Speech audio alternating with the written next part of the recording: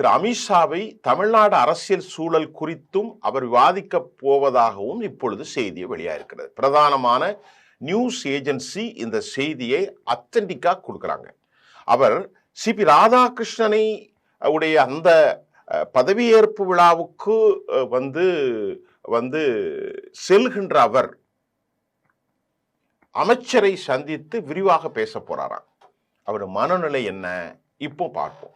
என்ன மனநிலையில் இருக்கிறார் நயினா நாகேந்திரன் என்று அவருக்கு நாம நெருக்கமான பாரதிய ஜனதா சீனியர்களிடம் பேசிய போது நான் சொல்லல, அந்த செய்தி எடுத்து சொல்றது, வழக்கமாக டெல்லியில பாரதிய ஜனதா தலைவர்களை சந்திக்க தமிழ்நாட்டிலிருந்து யார் சென்றாலும் மாநில தலைவரோடு ஒப்புதலோடு தான் அங்கே செல்வார்கள்.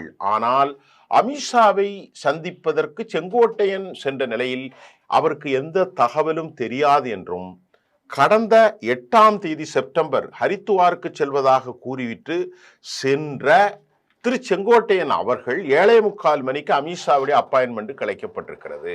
கிட்டத்தட்ட அரை மணி நேரத்திற்கு மேல் அமித்ஷாவும் செங்கோட்டையனும் தமிழ்நாட்டுடைய அரசியல் சூழல் குறித்து விவாதித்திருக்கிறார்கள். பார்லிமெண்ட் ஹவுஸில் நடந்த இந்த சந்திப்பில் பிரிந்து சென்றவர்களை அதிமுகவுக்குள் இணைப்பது குறித்தும் நம்முடைய செங்கோட்டையன் அவர்கள் பேசியிருக்கிறார்.